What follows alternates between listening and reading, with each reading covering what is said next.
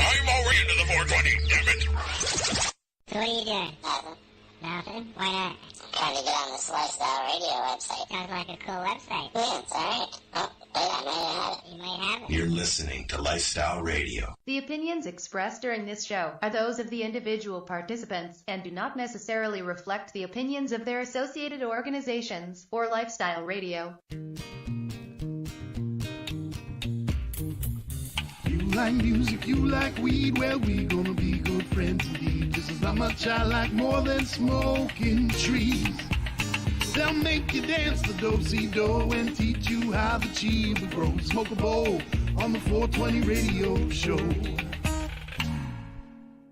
On Lifestyle Radio. Hello. What's going on? As Len wakes right up. Lenny's asleep today. No, I am watching the Blue Jays lose. Who's losing? Oh, first game? Yeah. Is it the first game of the is it a series? Playoffs, yeah. Oh, Yeah. they made it to the playoffs, did they? Yes. Huh. Awesome. And I they're guess.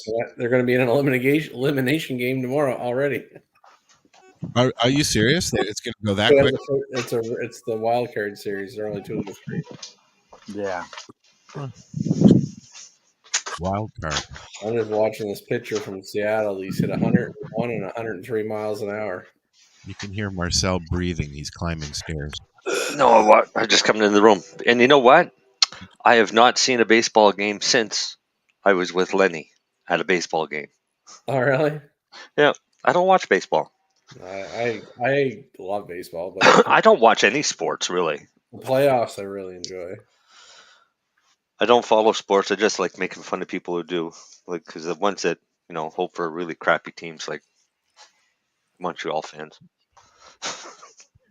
So if you're watching us on Facebook or listening to us on the station, or you'll notice that if you go to 420radio.ca, our video is actually on the website as well.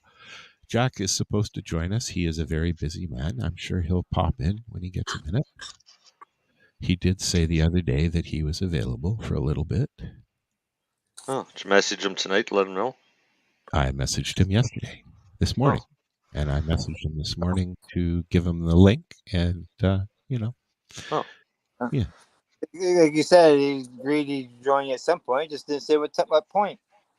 Yeah. Well, we're hoping, if he remembers. So what's up, guys? We know Len's upset because the Blue Jays are losing. I'm not particularly a Blue Jay fan, to be honest, but Are you a Red Sox fan or something? I'm totally a Red Sox fan. Yeah, that's what I thought.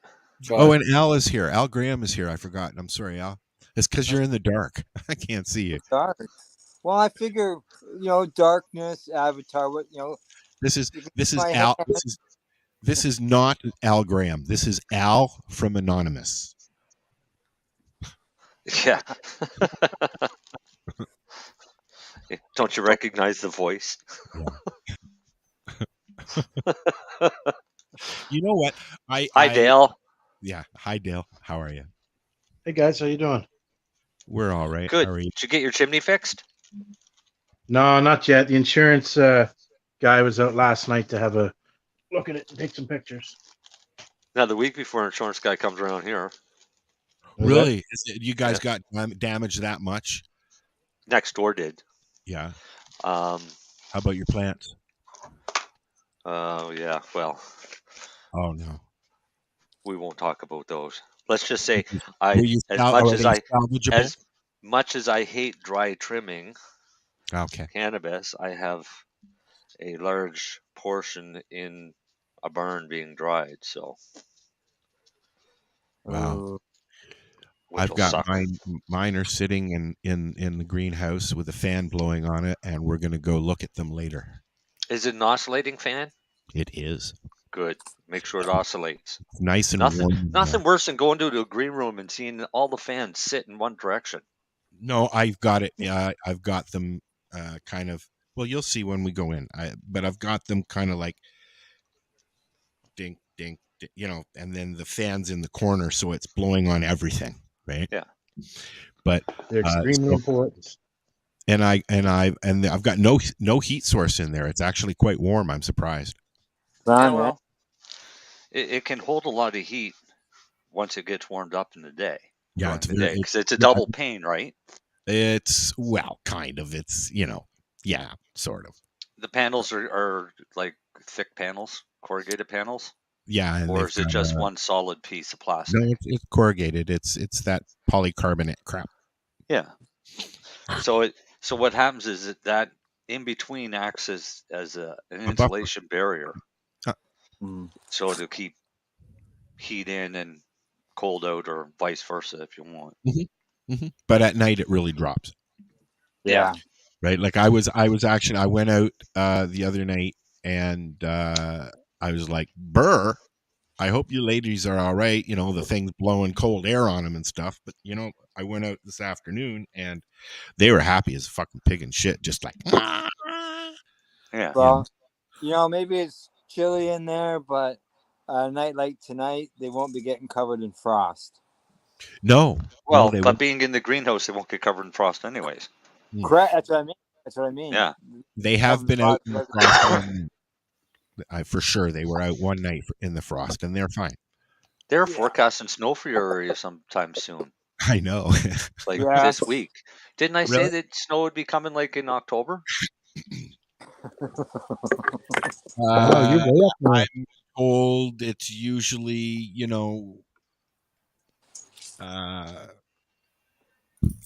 sometimes Halloween there's a layer of snow already on the ground. So, but we've seen that in the city too. You've seen that. I seen that as a kid.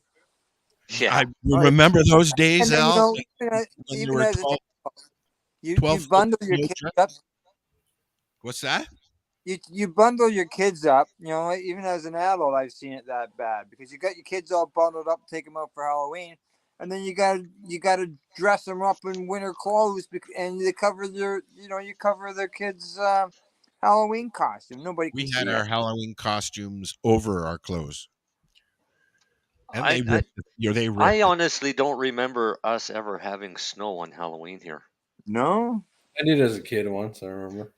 Did you? I'm trying to remember, and I can't remember ever having. I mean, we've It had wasn't some pretty often, and it wasn't a lot. We've had some pretty wet, miserable Halloweens, and that tends to be the norm now. Yeah, but cold. And I remember wearing winter clothes with costume over it, but only because it was cold. There wasn't snow, I don't think. I don't know, a long time ago. You get a Robin Hood costume over your winter clothes. Yeah, but then you look like Friar Tuck. Yeah, exactly.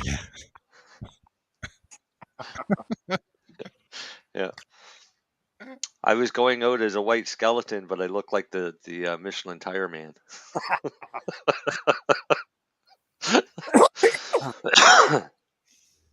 I remember the Batman outfits. I think David was Batman like I think 4 years in a row, and then Spider-Man like 4 or 5 years in a row. Yeah, right. We should play that song tonight. Which song? The Mac Sabbath one. We've played that before, buddy. Mac Sabbath? Yeah, I showed it a while ago. It's very fun. They actually did a good job of that. They did. I saw it today. It's the first time I saw it. They're an actual band. Yeah, Informed Juggalos. Yeah. Blue Jays officially lost. No. So tomorrow officially lost. Game's over. Oh. They're not playing at home, obviously. They were losing 4-0 into the ninth. They were pending a loss. Now the 3 outs, it's officially a loss. 4-0 in the ninth, pending. Yeah, that's pending. Pretty much pending.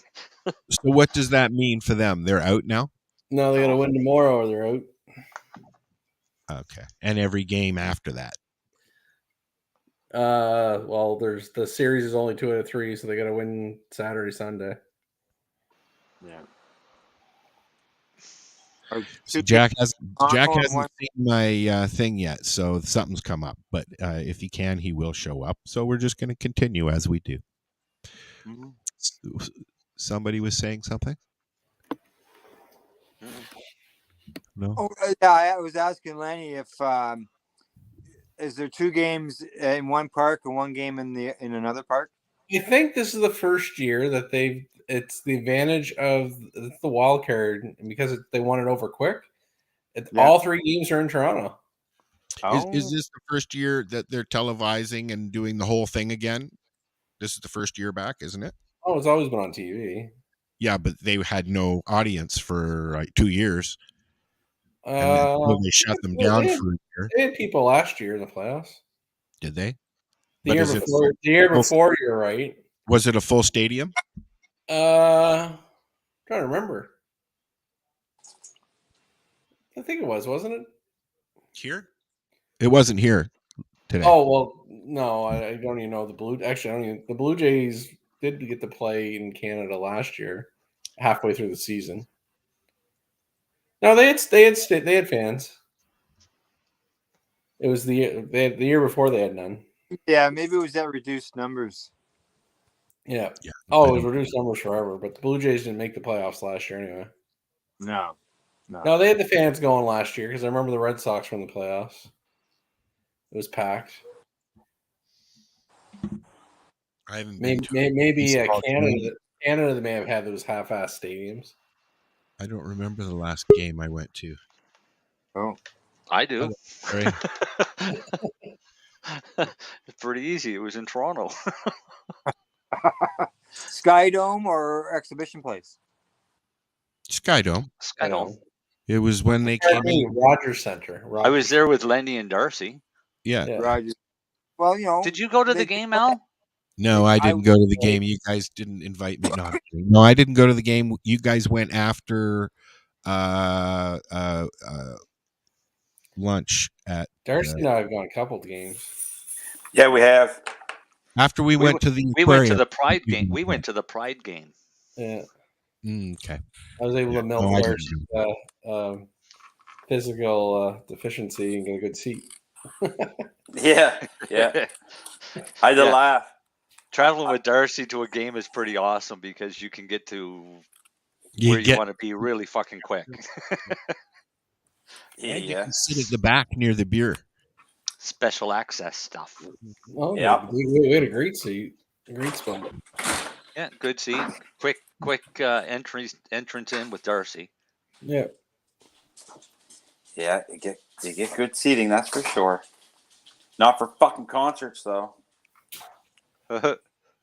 Sucks for concerts because I bought floor tickets right at the Metro Center, and then when I went to go on the floor, they said no, you can't go on the floor with your wheelchair. Well, then why the fuck would you sell me the tickets? Because you didn't tell them you had a wheelchair. Obviously, she can see I'm in a chair. I'm buying the tickets from a person. Okay, but here's the other thing about floor tickets, and you're in a wheelchair. Everybody stands up on the floor. All you're doing is sitting there looking at somebody's ass all night. Yeah, fair enough. Yep. Hey, I think you were better off, Darcy. I had floor tickets for George Thorogood. It was fucking awesome. Did you go in the mosh pit? I was second row back. The person in front didn't stand up? No, actually, they were like, yeah, you can go right to the front if you want, man. I'm like, no, I'm good right here. And they kind of stood off to the side. See? Because every time I've gone on the floor, they've all stood up. Yeah. And, I mean, it's fine if you're young and you can stand. Yeah, true enough. But if you're in a wheelchair, you're kind of looking at everybody's ass all night. So you guys want to talk about weed? Sure. Maybe. Hey, I want to talk about something. Hey, hold on. I have a bunch of articles that I'd like to talk about this evening, and I loaded them because I wanted to ask Jack and talk to him about them. But we're going to continue. Okay, so then maybe not really serious. It's just we haven't done a show in a couple of weeks, and there's been some things going on like this review and mushrooms, and now Alberta, and so and the States, and even in the States, yes, and in they Florida. just let out a whole bunch of people. Yep, and they're gonna, So I mean, Florida has a mushroom shop now, a dispensary, as well. It's the first in the U.S. So I mean, there's lots to talk about. They're all I put them all in our thing. If you guys want to have a look at them before we talk about it, I just want to make sure we brought that up. That's all. Yeah. I'm looking I'm looking at whether or not this. Well, I know it's not going to do anything anyways, but the survey thing from Health Canada. Yeah, I'm like, yeah. Probably the thing that I say so far that I know the worst of it, but I've been told, is question 5.2, which basically asks whether you believe that the medical program should continue. That's not the exact wording, but basically that's what it comes down to. Should the stores that are there available now should that be sufficient in order to deal with the medical market? No, because they have insufficient products for the medical market. I don't recall it phrasing the question that way. I'm just starting the survey, so Al, like we used to do, Marcel, Al actually sat in on the press conference we had, Len, and he recorded it, and it's up on our website if anybody wants to listen to it. So he listened to what they were saying. No, but I didn't. I did the survey already. Did you already? Yeah. Yeah, but I don't recall a question being phrased that way. Okay, Do you think it should continue as is the way I recall reading it? What was it? I thought I recall reading, do you think the medical cannabis program should continue as is? I didn't interpret it as stopping it. I took it as an opportunity. Do you want it to change or improve? Sounds like that they're considering doing something. Oh, I know it's fucking happening. It's going into pharmacy. Yeah. So continue as is. So obviously they're looking and then people can still go and get their distillates.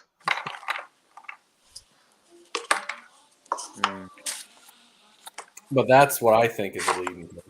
I could see them minimum doing something with the designated growers and the numbers. You think they'll go up or down? I know they've been talking about removing PGs for a while. I think they're going to try to bring the grammage down and deal with the designated grower program. Part of it. Wow. Because that's what I'm always seeing when we do the news. I'm always reading law enforcement and municipalities complaining about loopholes and the designated program because of the large numbers and 4 gardens being in one location. I'm going to do the survey while we're sitting here. Right. There's a lot of places to put comments. It does take a while if you're doing it. That's okay. I can Yeah. About 2 hours.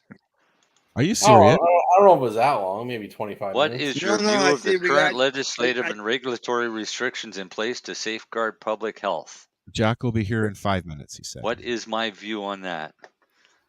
Overkill? So let's load this up and we can, while we're talking to Jack, I'm going to do it. I'm doing it now, so okay. I'm just trying to think. You do it. You read better anyways. Yeah. So, what is your view of the current legislative and regulatory restrictions in place to safeguard public health? I think they're the best thing ever. What are they giving you options, or do you just type it in? You got to type it in. Oh, we'll just say it sucks. It's overkill. Overkill. That's my answer.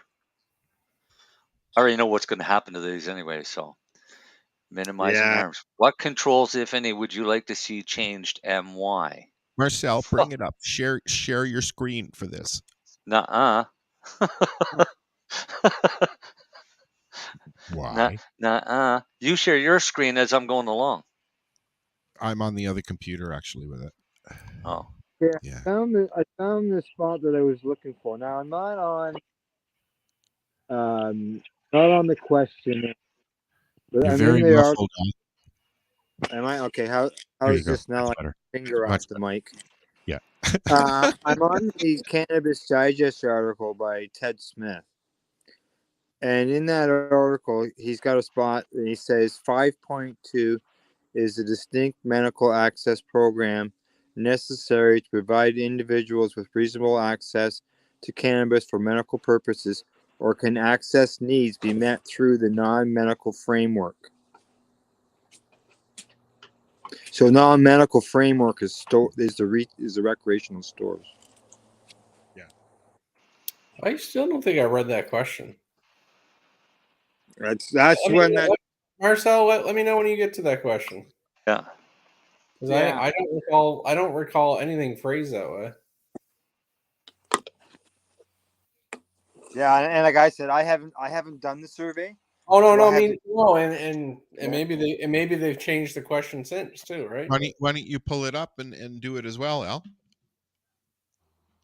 Well, I'm outside on my you're on phone. your phone. Yeah. Nature boy. Smoking my nature. I miss sitting out at the farm at night. I really miss that. But I can do that here too. But you know, the animals are bigger here. They're more scary. If you saw my garbage can, you'd be like, yeah, I'm not going out there at night. Would you have moose, Al? Yep. They wander right through Next town. questions. Are the current safeguards adequately restricting access and helping to protect the health of youth? What? I answered. Oh, are they adequately restricting access and helping to protect the health of youth? No. No. Kids find kids out can about get it anyway. cannabis. Kids can get legal source cannabis as easily as they've always gotten legal source alcohol. There's no difference. Actually, yeah, Mia it's it's probably easier for them because it's less bulky to carry out of the store. And you know what? I'll be honest. Yes, I'm older, but they are supposed to ask everybody for ID, and they don't. Where I used Sure to. they do, and we used to just ask the guy on the way in that had ID to grab something for us. Yep. Right. But I mean, they don't. They hardly ever ask unless somebody's standing there from OCS going, "Hey, you've got to ask." There's so many locations where there's a store side by side by side. Al, you can go into this store and pick up an ounce for this person, or you could go to the next store and pick up an ounce, and then you can pick up another ounce next store and serve 3 minors if you want. All you need is one 19-year-old friend. Yeah. And that was the same for alcohol when we were growing up. Yeah, exactly. Yeah. So what's the difference? And you know what? I have friends from back then that would do stupid things like get in their car and drive around the city of fucking Toronto's and get into fucking cop chases and shit like that because they thought they were the Blues Brothers. We're talking the 70s here. But I don't know anybody who's done anything like that on weed. Yeah. No, and now that maybe we don't look like that person that would, we don't go in probably into the stores that often to see someone sitting out there waiting for you to come by and say, "Hey, sir, could you pick me up a bag of weed?" I've never had anybody, and I was going into Ellesmere and Vic Park, which is a pretty not a great neighborhood, but it's not a bad neighborhood. Here's the next question. No? Under the current framework, what presents the greatest risk to youth in accessing and consuming cannabis? What? Under the current framework, what presents the greatest risk to youth in accessing and consuming cannabis? Getting caught by the police. Exactly. My answer too. I was just waiting for you to finish. The law. No. That's the greatest risk. It is. It is. Yeah. To what extent have public education efforts delivered the appropriate messages and reached the appropriate audiences, including youth and young adults? Is that the mad ads? Must be.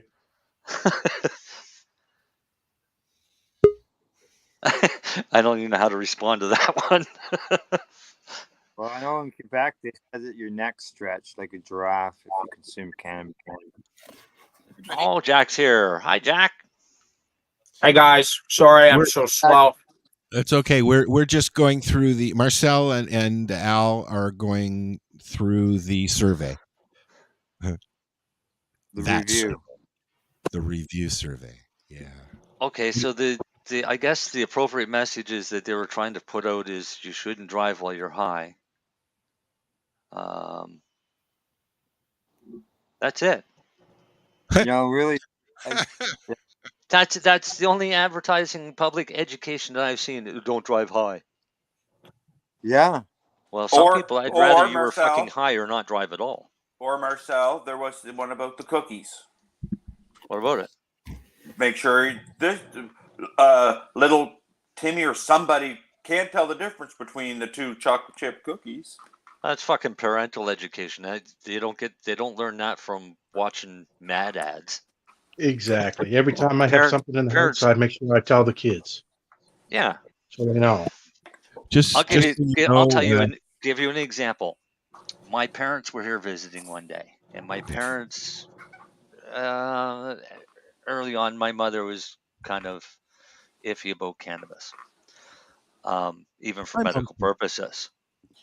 And I had made a batch of brownies, and my mother was there when I made these, and I put them in the fridge, and she said, "Well, aren't you worried about Lily coming home and getting them?" I said, "No, I don't worry at all."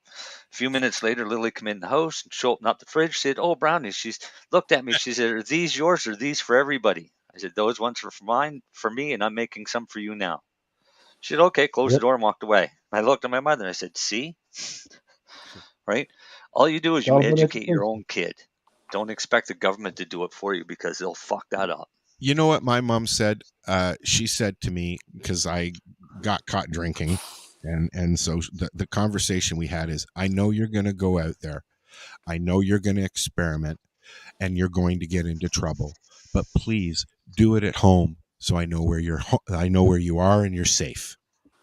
And that's exactly example.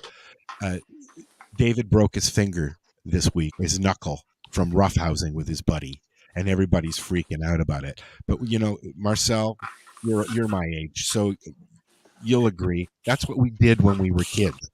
Yeah. We broke things. Don't freak Definitely. out. Yeah. I think it's great. He's growing up and it begins. What you eating, Jack? Sorry, it's been such a crazy day. So It's okay. I'm just doing my munchies. I've got cheese, a bowl of nuts, and some ice cream. Oh, it sounds like something I would enjoy. I like ice cream. Sorry, and fruit. in my head I was like, I hope this isn't rude, but I'm so hungry. No, it's okay. I Just so you started know- the show eating cake with medicated ice cream on it. So Just so you know, Jack, the other Al is Al Graham. He's outside though, so we can't see him. I'm here, Jack. See Hey, my Al, what's hand? shaking, man? I can see Darcy and Lennie as well. That's cool. What's up? Hey, what's up, Frank? We're hanging out in the mushroom patch. today. Cheese, nuts, and ice cream. That sounds yummy. What kind of ice cream? Ben and Jerry's, half baked, chocolate and vanilla. The half baked. Yeah, I like I get the weed metaphor, but I just love that the cookie dough taste that they put in it is so good. my ice cream was the fully baked mocha. Yes, I don't it's know. really good, Jack. Marcel's is. The only thing I'm able to stomach these days is the Chapman's Dutch chocolate, because there's no sugar added, so it doesn't tweak me out with the diabetes as much, right? But Al just lit his doobie. One of the things I love about you, Jack, is that when you're working, you're on. But when you're just Jack, you're just this normal, everyday stoner guy that eats munchies on podcasts. So here I am, man. There you go. Yeah. The longest running consecutive guest we've had almost 15 years, Jack has been on the show here. Really? That's awesome. Yeah. Woo. Yep. There you go, Jack. There's Thumbs up. a badge to put on your Facebook page. I think so one of the people that used to work with me at Green Candy Press, like another editor there, she just published her first novel. It's pretty cool. What kind of novel? Dude, it's super trippy, actually. Okay, so it tells a story of this German doctor that was living in Florida. She would never write like a boring story. So this German doctor is married and his wife dies. He goes crazy and digs up her corpse and then lives with the corpse for like the next 20 years or something. And it's based on a true story. Sounds like the Jason, what's his, Norman Bates Hotel. I was thinking Psycho. Wow. Yeah. And it's based on a true story at that. Yeah. So my copy just arrived. So I was like, oh man, Halloween. Yeah. So while we're chatting with Jack, Marcel's going through the. I'm still stuck on that question, number 2. What have you heard that maybe we haven't, that you can let us know about what they're actually going to do, what you're thinking they're going to do? What are your ideas there, Jack? Well, they're massively late with their proposed review. In my view, their reassessment on tax is probably the most prescient. Although, the more that I look at the tax issue, the more that I think that there's pretty serious charter vulnerability to the government over it. And if a charter challenge was successful on behalf of a patient, the government would have to return any tax that they had brought in from it. But they'd also have to return any tax they'd taken from any medical patient. So you're talking years and years and years of taxes that they've collected from sick people that shouldn't be taxed for the products that they were purchasing. So it could be huge. So they are looking like they're going to make those amendments.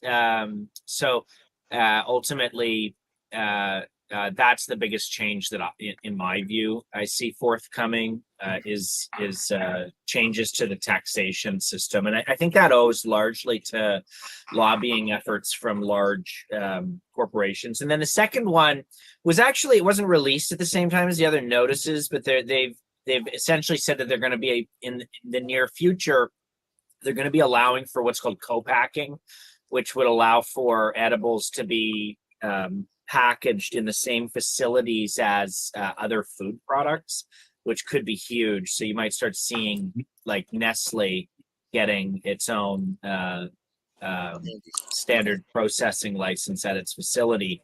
And, they're making Snickers bars and then medicated Snickers bars. And I can even say I've seen an uptick in litigation around brands seeking to protect their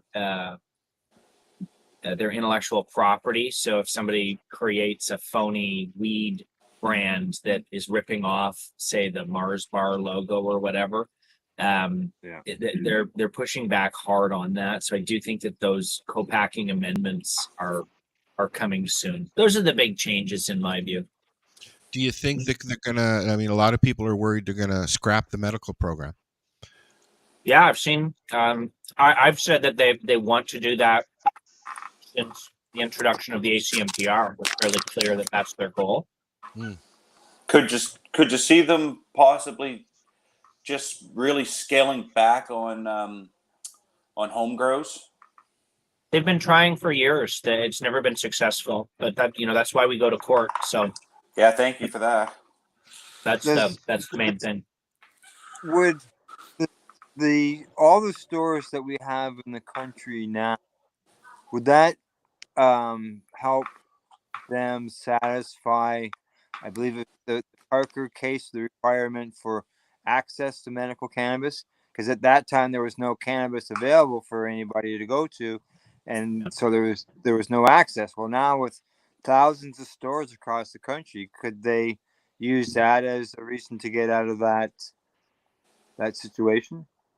They could, but we're brought back to the Federal Court of Appeal in a case called Allard And the Allard decision made as a finding that price is a significant factor on the constitutional analysis for medical cannabis.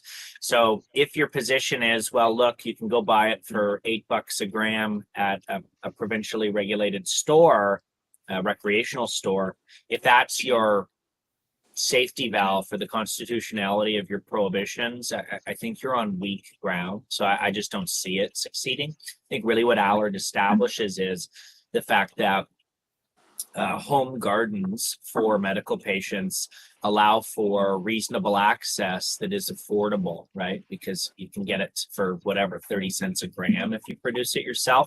So the stores are never going to be able to compete with that. So in my view, there's going to be litigation. It'll be a big fight. And I absolutely agree. The government wants to take away the medical cannabis program, right? But whether the government will be successful, because I think you've referenced the Parker decision, and there's numerous other decisions that follow Parker, like the Supreme Court of Canada basically cited Parker with approval in the Smith decision in 2015.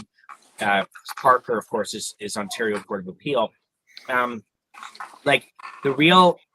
Really what those cases are saying is that you need to have a constitutionally viable exemption program to prevent the violation of the charter rights of sick people, right? So we always do, I'm guilty of this as well, but we always say we have a constitutional right to grow our medicine. That's not exactly what the court said, right? What the court said was you have to have a medical cannabis program that is constitutionally compliant in order to prevent the Section 7 charter rights of sick people from being violated. So it's there's a distinction between the foundation of the right, but I think the benefit is that distinction is very supportive of the right to grow cannabis at home, and it's certainly more than 4 plants at home. But I hear what you're saying. I do think they're trying to get rid of the medical cannabis program. It's good to know that the Go ahead, Al. was reinforced there in the other case. Yeah. Well, the prices are coming down. We see that, right? We're seeing it everywhere. What about the home growing? Are they going to take that from us as well? I mean, we've got 4 plants now, and there's talk that they're going to drop that. Who's saying that they're going to drop the? Rumors. Okay. So there's currently 2 provinces where growing 4 plants at your home is prohibited: Manitoba and in Quebec. Quebec, that argument was recently heard by the Supreme Court of Canada, and in Manitoba, we're waiting for a ruling on the trial decision. I'm counsel on it for Tucson in the Toba grown case. So we're waiting to see if that's permissible for them to completely prohibit home growing on a provincial basis. But currently the federal government has made it lawful, and it remains to be seen whether a province is entitled to then prohibit that lawful entitlement. So I don't see that coming. I just think enforceability is so difficult that the 4 plants really makes sense. Who would know? Who would know if you got 4 plants sitting in your basement? Very difficult. Unless your neighbor's looking through your window all the time or looking over your fence, who the fuck cares? I mean, it is legal to grow in your backyard now, right? I know that a couple of friends of mine in Midwestern Ontario have been ripped already. Did you guys? You guys got knocked down because of the storm out there and out east. I didn't now, but I put all my plants in my garage, but did you? I never lost a bud. No, I still got 2 plants out there, but no one stole anything. And it's weird because I'm right in downtown now, and it's there's 500 college kids or high school kids that walk by my house every day, and my fence blew down, so I had to reposition my plants so they couldn't see them from the sidewalk. Because you were living next to Dale. He's bad news, and he attracts. Yeah, I think that's what it was. Hey, Lenny, I got to that question. Well, yeah, read. How's it read? What The question? question Yeah. is, Here, what are we'll your let Jack eat here for a minute. what are your views on the current medical program for cannabis? Yeah, Huh. that's That's like, for me. That's how the question's worded. What are your views on the current medical access program for cannabis? yeah. I think that's how. That's why I said I didn't read it as maybe it's another question, Marcel, that everyone's freaking out about. Let me answer this one, then I'll go to the next one. Yeah, I just don't recall it being really that awful question. Yeah, because it was an awful question. Apples. That was an apple. Well, You no, also- but the late. Sorry, go ahead, Darcy. No, I was just going to say to you guys, you also got to understand the therapeutic benefits of growing your own cannabis too, right? Like just for your mind. I noticed a big difference in my wife this year because she was helping me with mine, and it made her happy. You know, it's just playing with nature. It helps you with stuff like that. I enjoyed the last couple of weeks putting up the greenhouse, I have to admit. And it was a lot of work. 2 old farts that are broken with a couple of kids, and tools. It was fun. And tools. Yeah. Next is the fence. That's going to be another thing.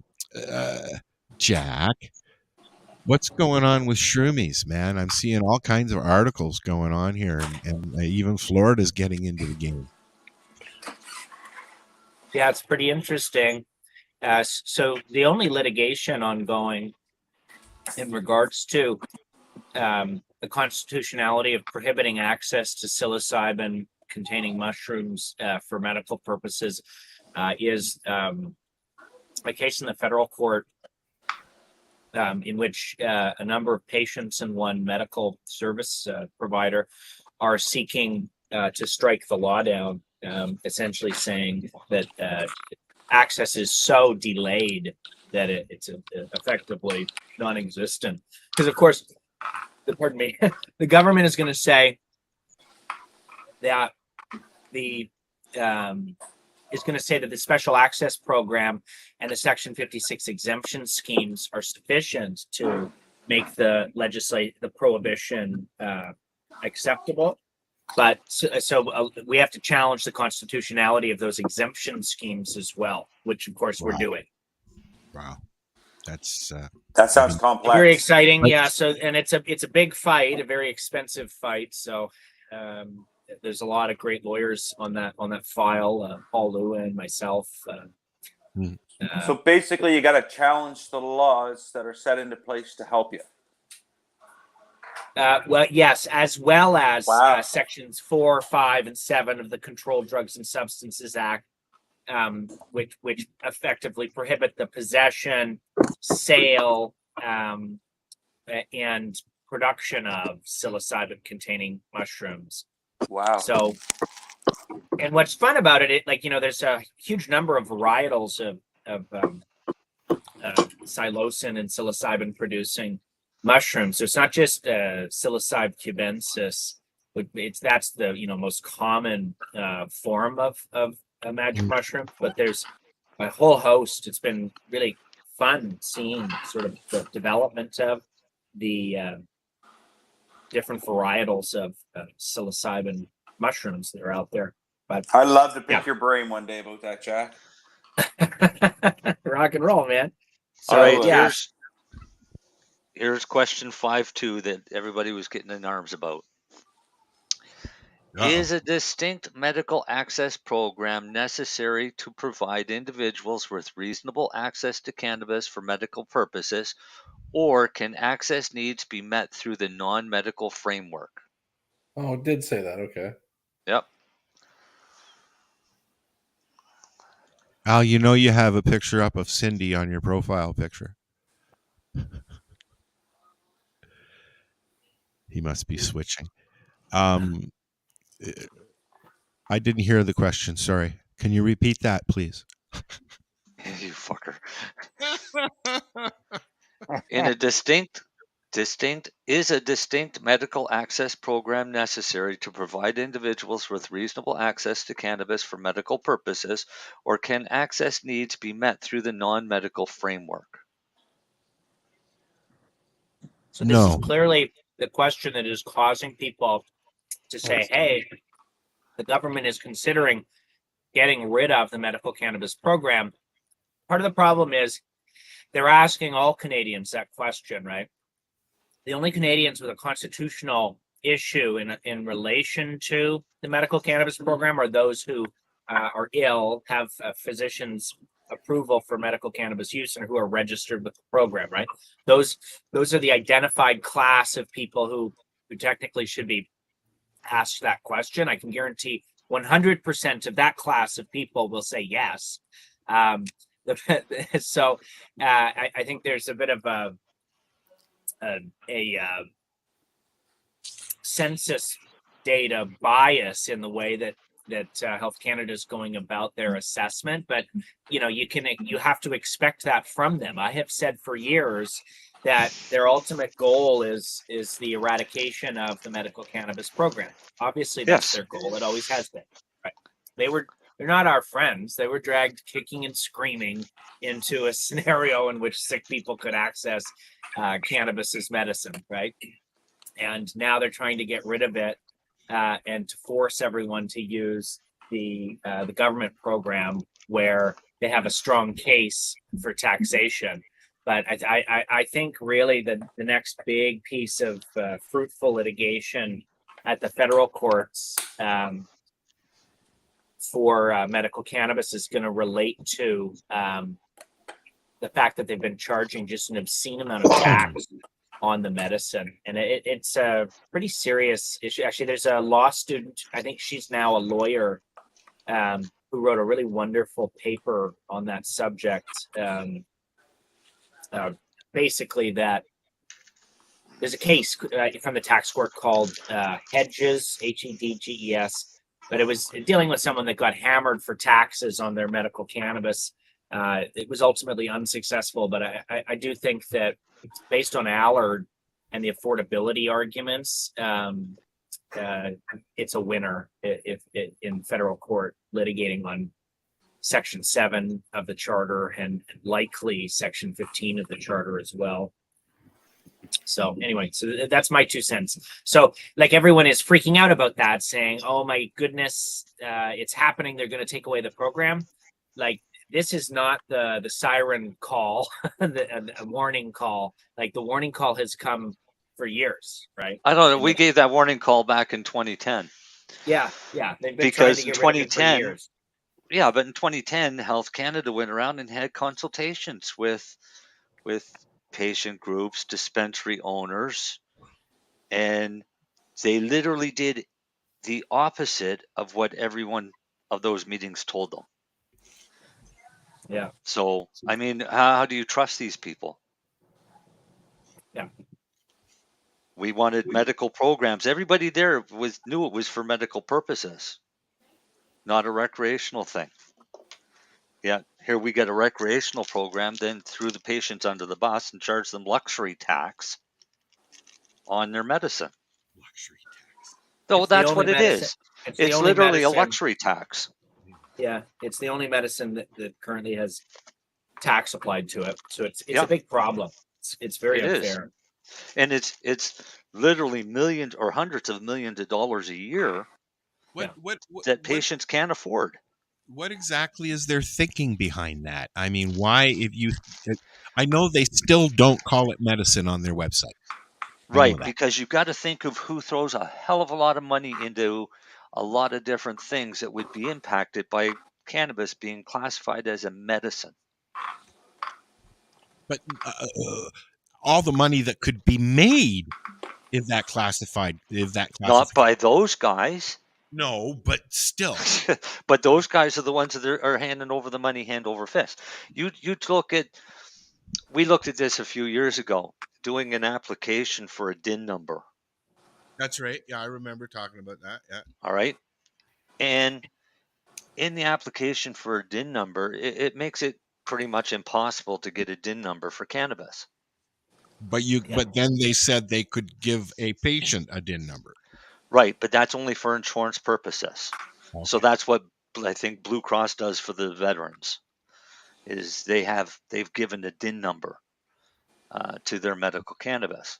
Okay. So then we looked at clinical trials. And when you look at clinical trials, the first thing that you realize is they were written by pharmaceutical companies. And they're written by pharmaceutical companies to make sure that little pharmaceutical companies could never compete. So if the pharmaceutical companies are running Health Canada, then the last thing they would ever allow is cannabis to be classified as an actual medicine. Wow, that's absurd. Absurd. Yep. I have a question for Jack. Well, I wanted to say I agree with you that there's always that risk of, I guess, what you'd call regulatory capture, and so I hear you. Yeah. I absolutely hear you. What was the question, Hal? With regards to advertising and stuff like that, there's been mention that they're going to ease up on that. They're going to tighten up on it. What's going to happen with things like that? Their enforcement has been somewhat spotty, but I see no evidence of relaxation. I think it's much more likely you're just going to see lax enforcement of the current existing rules. So what about things like with podcasts and stuff like that? We're openly talking about cannabis. We're showing pictures of cannabis. Our lifestyle is cannabis, and they don't want that. So what they're gonna? No, you're not regulated, right? Okay. It's only if you're a licensed producer or a storefront who's actually selling cannabis identified by lot and batch number. So we're not actually in the business. Well, some of us are. I mean, Lennie is, but. Actually, yeah. So it turns into a freedom of expression issue, and the expression that you're engaging in here and that I'm participating in is protected under Section 2B of the Charter. That's the same with my books, right? They can't prohibit me from writing about cannabis. Right? So they can't really start. They can't really stop us from advertising. Advertising anything other than the sale of the actual product. Oh, right. Okay. If you're actually selling the product, then you're limited. And again, all of this comes down to litigation over freedom of expression. It's quite fascinating, but like you're bound by the rules of commercial expression, right? So you can communicate product availability and pricing, but that's it as far as your storefront is concerned.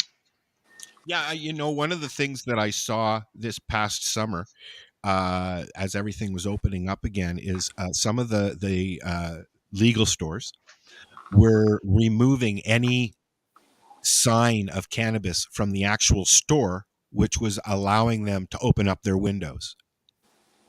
Right? Really, the purpose of that is you can save on staffing expenses, because they used to make you have a staff member sit at the door and check ID. But if no cannabis is visible, then let people in. But what about sampling, Jack? Do you ever think they'll have that, like they do with alcohol? They currently have organoleptic sampling, so you can smell cannabis if people want to engage in it. But as far as you can get a federal organoleptic license. These questions get better. We're talking about something like that, right? I think Len fell asleep. Anyways, okay. You were talking about something like that a while back, and I can't remember what it was. Do you remember? No, he won't remember. No. God damn it. No, I just have my camera off, so I'm not looking at the screen. That's okay. That's okay. It was pertinent too. Shit, we were talking about it. Oh well, it might come back to me later. Yeah, no, I always wondered about that, Jack, about sampling, like how you can walk into the liquor store and they say, "Here, try this," and that's what it was. You try it. Well, could you come in? Could you go in and say, "No, I suppose because you can't, because the levels of THC in your body would likely be more with even a 2 milligram chocolate, wouldn't it?" More than That's one issue. That's one issue, although they have no way of knowing, if you're driving or not, things like that. The real issue is consumption is prohibited in the store. Even edibles. I've drank liquor in this liquor store. Yeah, but not the Wine- liquor. wine The liquor tasting and stuff like that. legislation. Yeah, the liquor legislation does not prohibit sample consumption. I think so long as there's been a Then they should licensure fix it attached to because they put cannabis stores in our liquor stores. Yeah, I'm aware. Right? I'm aware. So I mean, it's In fact, the pretty rules fucking actually nasty. say you're not even allowed to open the packaging inside of the store until you're off the property. Yes, actually, at home, I believe. So, Len, I remembered what we were talking about when down at Lyft. You were saying that in the future they're talking about allowing sampling at these big events, right? No, I didn't say they're allowing to. I said that's what they have to do. They have to do it. Like no, for like Lyft and those things to survive. Oh, for it to survive. Yeah, but that's what I mean. I don't mean anybody. No, the laws got to change, obviously, but no, like people are tired of just going to shows and talking about it. They want to be able to procure or try the products. Is there anything in the future coming up for that, Jack? So I've been encouraging event spaces to just go for it because I just don't see, as long as it's outdoor, I don't see why it should be prohibited. And so it'll either come by way of, litigation, or they just won't enforce the law, or they'll make an amendment that allows. Like, really, what I think is going to happen is they're going to start issuing special event licenses for cannabis events where you they can make more money. Yeah. When earlier this year, earlier in the summer, I attended the Kind Summer Fair at I guess it's the docks or somewhere down there, down by the water in Toronto, off of Cherry Street, and they had an area they called the session area, and they had tables and they had chairs and like couches and stuff like that. And they had a bar set up with a DJ there, and somebody was serving beverages and something else. Now I don't know what all was in the beverages, but it was people were in there. It was the lounge, the session lounge. Yeah. Do you ever think concerts will be able to, because I know LPs can go to 19 plus events. Do you ever think they'd be allowed to sell their product there like they do alcohol? What's the point? Think that you can't smoke it. You can't use it unless it's an edible. No, Nova Scotia you can actually smoke if there's a smoking section. You can only smoke at Budweiser stage as you come into the area just before the food is where you can have a smoke, and you see people smoking cannabis there all the time. But I was at a concert with David, and it was Bachman Cummings, and you would think that that's all you would smell. Sorry, I didn't take you, Jack. I decided to take the kid, and he loved it, but I did not smell or see any pot at all. I mean, because they all took edibles. Well, I ate a whole bunch, but it's like it's not a concert to me. You can't sit there and spark up a doobie and rock out. Not like when we were kids and we didn't have a smoking section, but we would do it anyway. Do it anyways, and that's all you would smell. Yeah. But you go to Canada. But as kids, we'd always wait until we smelled it before we'd light up. Right. You wait for that person. You wait for the adult to pull it out first. Right? Yeah, that's right. And he gets busted. Wasn't me, man. But did you go? Have you been to any concerts lately, Jack? Do you get time to go to concerts and stuff? Lots, yeah. And I just wanted to say that I do think that consumption is going to work itself out. It's just slow right now, but I do imagine they're going to start having special event licenses. Yeah, but is that more provincial, Jack, versus federal? Yeah, it's provincial. Yeah, that's what I thought. Currently, the closest way I can make it work is a federal organoleptic license allowing allowing you to try and use substances from the licensed facility. So I would get you the organoleptic license. So the feds say you're good to try it, and then I would need to figure out what the province says about it.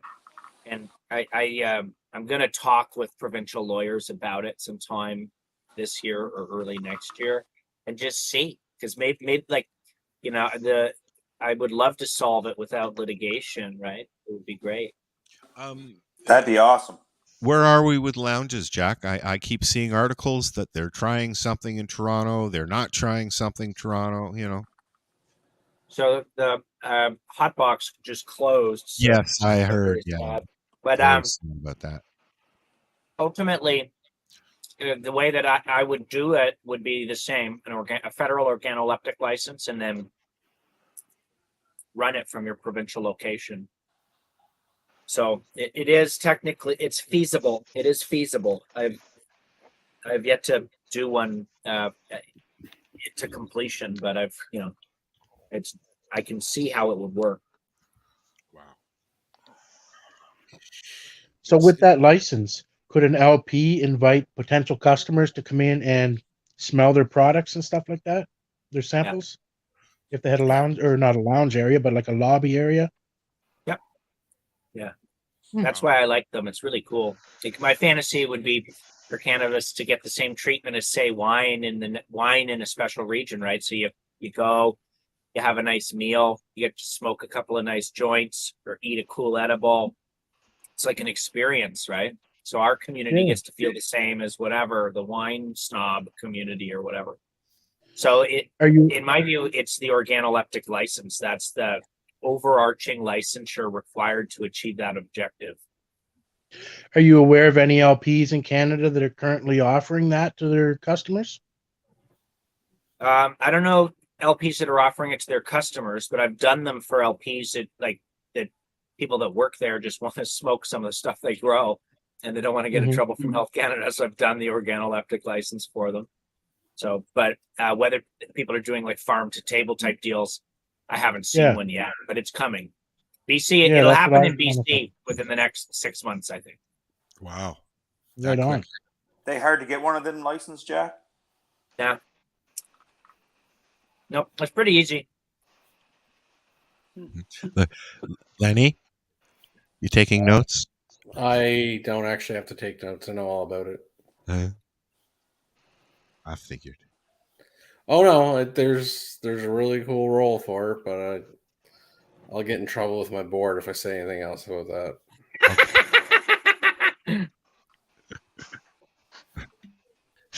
Put it this way: someone I know is very pro for it. Pick your battles. Basically. Yep.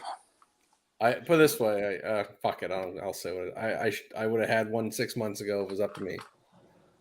Right. I think it's cool. I think it's really cool. I think it's crazy not to. I think it's fucking awesome. I think it's great for marketing. I think it's great for promotion, but I was overruled, so let's leave it that way. Are they gonna? What do I know, though? Right? Is this kind of like don't even get me going. Each grow facility can have a store front as well. Is that what that's about? No, that's farm gate and retail. That's a different thing. But no, this is literally able to actually have persons like myself to try products. Yeah, and it doesn't have to be a staff person. No, it could be like people that come in that want to buy product from us. I try that. Listen, I'll teach all the LPs why they should have it. You can actually bring in 10 or 20 people. They can test it. They can actually grade it and rate it. And if I want to take that said new product and offer to, say, an OCS, guess what? I had 20 people try it. This is their feedback. Helps you get listed. Secondly, you have 20 people like, holy fuck, you got to go try XYZ strain from these guys. It's so fucking awesome. Wait till you hit the market. It's great. Guess what? You have advertising. You have contests. Hey, who wants to be part of the next study or whatever you want to call the session? There's so much things that you can promote your cannabis using with, but I was told I didn't know what the fuck I was talking about, so fuck off. Uh-oh. Yeah, Lenny, That just sounds so ridiculous. Yeah, I was crazy. Oh, You must be out of your mind, Lenny. I pretty much was. So anyway, No, honestly, maybe they'll fire me Tuesday if they hear this, but I don't give a fuck. Well, fuck. I wouldn't say that, Lenny. I would say that was that would be a smart move by any person. And they just never thought of this. I just told them what to do, and they can do better than my company if they like. Go ahead. I don't know. I agree with Lenny. It's fucking stupid. It's a wonderful tool with anyone with any creativity can just do some amazing things. And Jack's right. I could have that in 45 to 60 days running. Boom. Yeah. Like I say, I know all about it. It's a sore spot. I think they're wonderful. All the sore spot. Yeah. I hear you. Oh, well, I guess that's what happens when you're run by donkeys. Well, you shouldn't say that, Darcy. You work for them. I really don't care, Lenny, because it's ridiculous with some of the stuff that goes on. That down the road, 6 months later, you try it, and it's like, oh fuck, we should have did that then. Well, I've been telling you that for the last 6 months. Yeah. Freedom of speech. Yeah, Darcy's high. If anyone's listening, leave him alone. Yeah. And his lawyer's here. Yeah, and his lawyer's here. Stay the fuck away from Darcy. If you want to come after Lenny's a big boy. Let's go. Yeah. Plus the lawyer's been listening to the whole thing, so he knows what was said. No, it's a really cool license. No, it's a fantastic license. That's why I wasn't saying nothing, because I've already gone down this track, and I forgot that you had talked about that a while back. Well, to be honest, I'm bringing it in January anyway. I'm not listening to people. Well, you heard it here first. Coming. No, it's coming. Man. You can get it, and then if they hate it so much, you don't have to use it. But why the heck wouldn't you have it? It's the coolest thing. Exactly. I mean, why would you cut your dick off right before the party? Yeah, that makes no sense. No, I'll be honest. If my board's listening, I'll tell everyone what's going on. I'm short a QA person for family matters, maternity leave. As soon as my QA person's back on Halloween, I'm starting the process. So good for you. That's wonderful. Unless they choose to fire me, which go right the fuck ahead. I don't think that's going to happen, to be honest. But I don't think that'll happen either. No, but yeah, no. Churro's going. I'm doing it. Good for you, man. But I was shut down a while back, and to be fair, I was short QA staff that are part of the licensing process. But I'm doing it. Right. It sounds, it's how you can't talk about it, you can't share it, you can't promote it. How the fuck? I mean, but yet you have products that you want people to use. I don't get that. So it's a wonderful, fun tool if you're creative with it. It's not just for staff. Right. It can be very valuable information. Oh no, that's invaluable. It's an invaluable tool for your company, man. So I'm hoping more people are going to try that. More LPs are going to try that. Okay, let's change the subject. Jack, let's talk about Canopy Corp. Okay. What guys for? What? Well, I want to know what the fuck. I mean, what happens to the stockholders? What happens to people that had faith in that company? That's the stock market. Oh, sorry. You mean just because the stock is doing so poorly, or? Well, okay. So explain to us exactly what's going on there. Are they out of the cannabis business? You're talking about that Tokyo Smoke story. No, I'm talking. Yeah, well, but it's not just Tokyo. They're pulling themselves out of the market, are they not?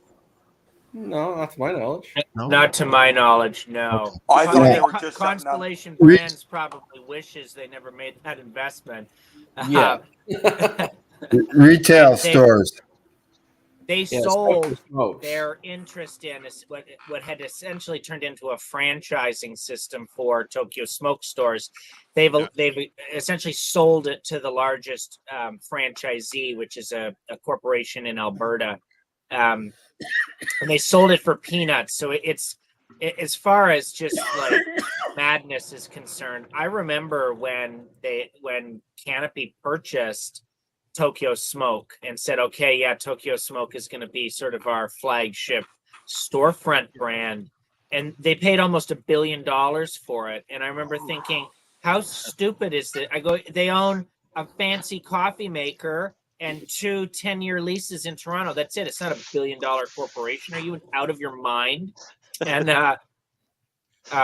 oh man, I remember when they opened those Tokyo Smokes, I used to go there with my weed books. And I go, you got to stock these weed books. You love cannabis, right? And that, like, they were like, who is this guy with this weird? We don't want any cannabis books in here. What the hell? I was like, what kind of a head shop is this? Like douchebags, but and then 3 years later they get bought for whatever $1 billion. Yeah, it's madness. But the reality of it was it wasn't a particularly sustainable model. Like I've consistently said that I don't think that the franchising system that they were implementing in Ontario, in my opinion, it was functioning by way of these operating agreements that, in my view, were illegal. But it's Canopy; they get away with it. So, but they sold it for a song and a dance. So ultimately, but they're not out of the cannabis game. They're still producing cannabis. They're just they're just doing their thing. Yeah, I get it. Well, thanks for filling us in on that, because the way the articles we're reading was, they're quitting the business. Well, here's another reason why it failed. In an ideal world, an LP growing product, that seed to sale model, it's nice to own your own dispensary. But here's the problem: your cannabis doesn't really sell that great. Yeah. So it just didn't make sense for them. Like it just, like you can put all that Canopy product in there, then no one goes to it. So they end up carrying other LPs products that are selling, and it just didn't work out for them. In Ontario, in Ontario, they amended the rules on LP control on forward-facing products. So. Like it used to be that the LPs could say, look, we own 49% of this store or whatever. We only want Canopy products listed at this store. They changed that in July in Ontario. So that seemed. I actually thought that was they should. If Canopy wanted to do it, let them do it. But whatever. Yeah, I don't think it was helping their Tokyo Smoke stores, frankly. No, that's what I'm saying. If you're not going to have some of the premier craft brands, like people aren't going to go to your store anyway. Nope. So, ship. I'm going to say it. Ship product is ship product. Yeah. Yeah. I've smoked. No, I'll be totally honest. I smoked a lot of legal cannabis, and Canopy was always the shittiest tasting one. It just, I found all their weed tastes the same, and it burnt black. That's my opinion. I've tried a few things from Tweed, and it's very dry, usually. Hey, in case you guys haven't done any surveys or anything with government of Canada, yes, they've changed the genders now. Oh God, are we going down here? No, you get man, woman, two-spirit, trans man, trans woman, non-binary, which would be gender queer. Is how they got it. Yeah, I'm okay. So I'm staying out of this conversation. Yeah, I just thought it was interesting that it has so many options. Yeah. They should say dick or no dick. Just make it simple for everybody. That does simplify a lot of things. There's a reason why we have a disclaimer. That's right. It's my views. I'm sorry. I mean, I have no problem. I have lots of gay friends, and I don't think I have any trans friends. I might. I don't know. I don't ask because really, I don't fucking care. You're a person. I just the list keeps getting longer. I guess is why I kind of laugh at. Two-spirit has existed in Canada since before Canada was a country, of course. Before white people got here. Certainly, yeah. So I don't. I hear what you're saying. For lawyers was very interesting, but there's a practice direction in British Columbia that lawyers are required to identify our preferred pronouns prior to addressing the court. And Really? And so it was something that I really struggled with. It's almost like that's kind of to me. That should be a violation of your privacy. Maybe you don't want to identify. Right, right, and that was largely the concern because, so as a lawyer, like I cannot lie, right? So it would be a violation of my professional obligations. Wait, lawyers don't lie? Sorry, Jack. I'm just and people don't like that, but it is true. Like I cannot knowingly express a falsehood to the court. And so the answer to that is always, well, just just make it up or just participate in this mandatory speech, like this compelled speech we're making you do. And I worry, like it doesn't, it's not such a big deal for me, but if say someone really didn't want anyone to know what their pronoun really is, that's something deeply private that they didn't want to reveal, logically, now they're being compelled to do so. And the response is, well, look, they can just say whatever they want. It doesn't matter. And I find that so disingenuous and problematic, right? Because you're basically like, it does matter, right? Like someone's gender or how they feel about their gender or how they experience their gender is really important. And like, at the very least, in the context of lawyers, when we have a professional obligation not to lie, I just find it deeply problematic. And so what ends up happening is they'll say, well, look, if you don't identify your pronouns, we're going to refer to you as they. And for me, that's fine. I have no problem. You can call me she or they, whatever you want. You call me it. Yeah, sure. But don't compel me to say some deeply private information. And it's much more important, say it's someone that is closeted or has not revealed to the world certain deeply personal pieces of information. Like the last thing that I would want someone to do is to be forced to do that. So I really struggled with that. I think it's going to turn into some who's the French theorist, Michel Foucault or whatever. It's going to turn into some, big demolition of language. Anyway, it's a very complicated issue, but it should be approached as carefully and honestly as possible, I would say. But I don't think that compelled speech is the right way to address it. Compelling people makes no sense. To me, if someone calls you something and, pardon me, do you mind referring to me this way? Oh, I'm sorry. You correct it. Like, it's not a big deal. Yeah. Like that's kind of what I'm more about. Like, no hate for anyone, but it's like you gotta designate this or this. Is like, holy shit. Yeah, well, I will say, I spoke with a doctor about it, and they said from a healthcare perspective, the idea is to try to make people as comfortable as possible and to make things as inclusive as possible so that people are participating in a fulsome way for health outcomes, like for physicians and stuff like that. But like for me as a lawyer, I'm in a room full of criminal defense lawyers, the inclusive, we're about to go to war over some crazy stuff. I'm not entirely sure this is the perfect forum for compelled speech designed to make people feel safer. It's like, I don't know. See, my whole thing was I would have changed the form and kept it a lot simpler. humans are either XX or XY.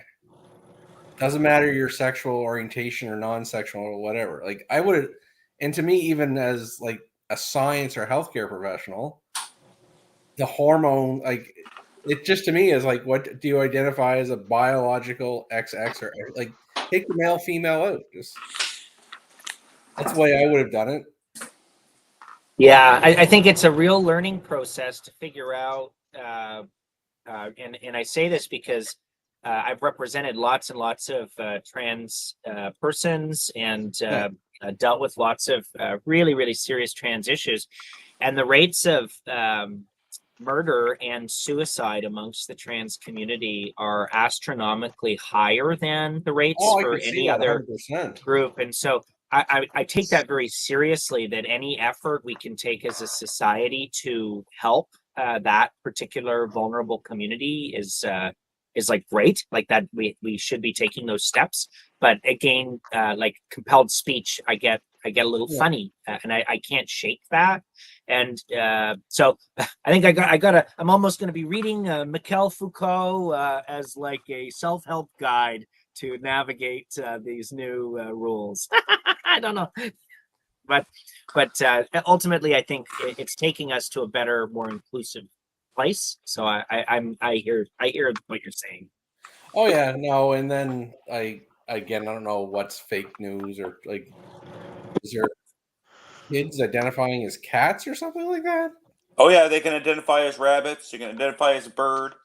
Yeah. There's people were talking about this on Facebook a couple weeks ago. There's a school in New Brunswick. I guess there's a couple schools in New Brunswick, but there's one school in particular has a litter box in the classroom. Yeah, I still don't believe that. I think that's fake news. For the furries. And then others chimed in that saying, oh, our school has it too. And then our school has it too. And these were the teachers saying For the this. furries? What furries? The kids that identify as being a fucking cat. What? Yeah. What? So they get litter boxes. Yeah, and again, I don't know if it's true or not, and I just feel. I'll tell you right now, folks, if your kid identifies as a cat, you fucked up. Well, they might need some psychologists or but I mean, a little assistance. I don't want to say. Nip that in the bud before they got to fucking school. I think if you're getting that type of advice from our weed podcast, you have bigger problems. I love it. Yeah. Yeah. Wow. I can't believe that. I can't. I mean, look, you can identify with whatever you want, but people can do whatever they want. Although identifying as an animal is that seems to be definitely a mental health issue to me. I'm sorry. But what about people that marry their dogs or their cats? I put that back into the mental health aspect. But I really love my dog. Like I say, sexual preference. That's not a mental health thing. That's a preference. That's a choice. That's within your. Now, this way, you have to be within there's your some that would disagree with you there. No, well, they're wrong. But listen, you have to when you start going cross species, we're having issues. I'm sorry. Yeah. Listen, guys, Jack's got to get going. He's got an appointment. He's got to get to. Oh no! I'm okay for a little bit longer. Okay. I just I have a trial starting, and I realized I was missing something, so I'm just frantically searching my desk for it. Bow out when you need to. How's that? Okay, well that's great. So continue. Oh no, we can switch off this topic. Yeah, we can switch off this topic, please. I was gonna take you guys out and show you my garden, and then I realized something. There's no lights out there. It's dark. It's dark. You know what? It's not just dark here. It's dark. Pitch fucking black. You cannot see a thing in my backyard, including no the stars. Would you ever get northern lights up there, Al? Yes, but not lately. It's supposed to be right now, but it's been so fucking cloudy at night that, like, I went out last night at about 4:00 and you just the stars were out, but it's too cloudy to see anything. That is a bucket list thing of mine someday. Yes. To see the northern lights? Yeah. You can go up a little bit further up. You'd see. Have you ever seen the northern lights, Jack? You know what? I have not. No. How far north are you? Like, I'm in Terrace Bay, which is 2 hours, I guess, south of or north of Thunder Bay. We're right at the top of the lake. Oh wow! So you're really far north. Okay. Oh yeah. Yeah, he's way Yeah, up. I'm waiting to hear about some Santa Claus reports. Yeah, I'm doing my beer and I'm going all Santa. Yeah. I saw the northern lights in '81, but I had to look south to see them. You're basically what, 13 hours north of Toronto? Yeah. Wow. Yep. 2.5 hours to go along the highway there to Thunder Bay, past the Terry Fox statue. I drove by that thing. It's different up here, and a little more laid back. No, I wouldn't say that. No, it's a very busy little town. We're right on the highway. Actually, I got a quick question for Jack, cannabis related, which could be interesting, good or bad. Go ahead. Jack, would a medical sales license holder be able to get the sensory license? So my position is yes. Remains to be seen. Lennie, I know what you're doing. But I've been speaking, like, my position is that a retail, so if you are a private retail sales license holder in Ontario, that you can, so my position is that we might as well try, right? The medical sales license, my position as well is, like, their position is going to be, well, listen, this is supposed to be, like, because the organoleptic license. It's supposed to be for testing your product, exactly. Yeah. So. Wait. Protesting your product? Testing. Oh, I thought you said protesting. No, testing. Sorry. If I did say protesting, I'm sorry. But if you can get licensed to test other people's products.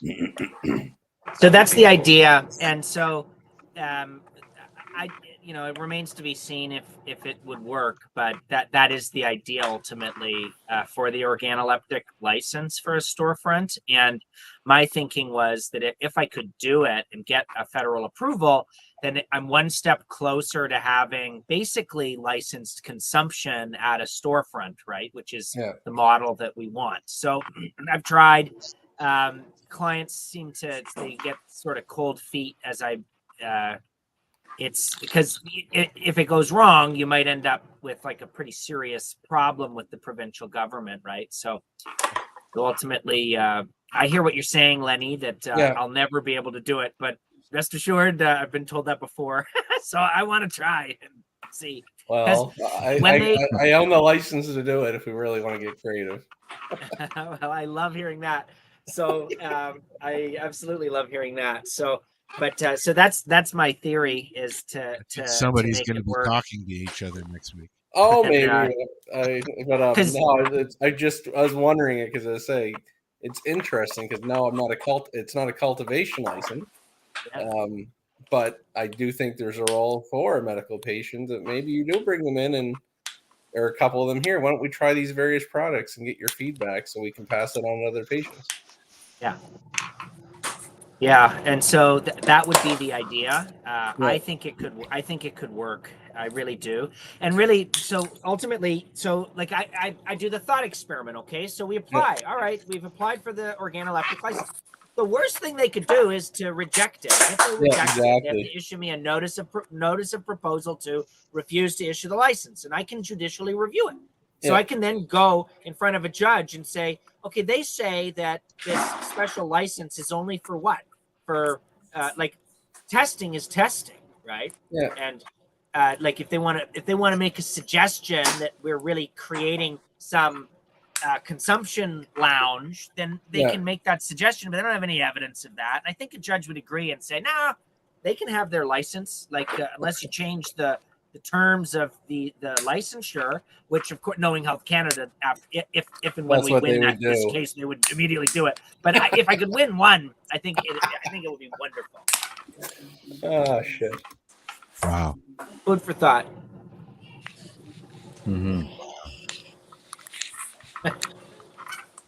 I think everybody's really, really buzzed. And somebody is sitting there pushing those little bubbles. Bursting bubbles is what it sounds like. Who's doing that? I don't know. I think it's Marcel. It's not me. Or is Are you trimming Darcy? No, I'm sitting here at the table, quiet as a church mouse. No. I sounded like a pair of scissors to me. Marcel. Nope. I rolled out my joint. I'm not moving. I'm literally just sitting perfectly still. So it must be Dale. It's not me. I'm smoking. Jesus. Well, then Oh, wait. somebody's. Are you blowing smoke in your microphone? No. No. Not me. No, is Dale blowing smoke into his microphone? Al did it. You see, every time he's such a troublemaker. Every time he comes on. Now, back to the cannabis review. The two things that I've been hearing is you're going to get a higher THC limit for edibles, and probably going to see CBD get put into pharmacies. Well, that was something I also wanted to ask Jack. Where are we with CBD? I mean, like we're at the point where people are just doing it. Just like shrooms, people are just doing it. Well, I've represented a fair number of people that are getting in pretty serious issues with CBD just because it's classed the same as THC. Okay. But I agree with Lennie that I do think that we're going to see amendments to the percentages in edible products, and with CBD, they had released a big memorandum on cannabis health products, which was focused primarily on CBD, and I think they're going to go through with that. My fantasy would be that they allow it to be sold just in health food stores and things of that nature, but I'm not certain. Like, I do think that that's what it sounded like, that they were going to allow stores to sell it. Yeah, my gut feeling is they don't want to be the US where it's just all over the fucking place. Yeah. And I am a pharmacist, and I know my pharmacy lobbyist fuckers are wanting it, right? So I think they want this. This will be their first step to get medical cannabis in the pharmacies. Yeah. If that happens, they better remove the taxes. No, I don't think it'll go into. I don't think it'll be prescription CBD. They'll put it over the counter out front. It'll be out front. You should be available, like everything from suppositories to facial creams, all types of things. Like we're seeing those here in Ontario recreational stores, and I believe we've talked about the suppository things in the past, but there's one store near me that has a wellness section.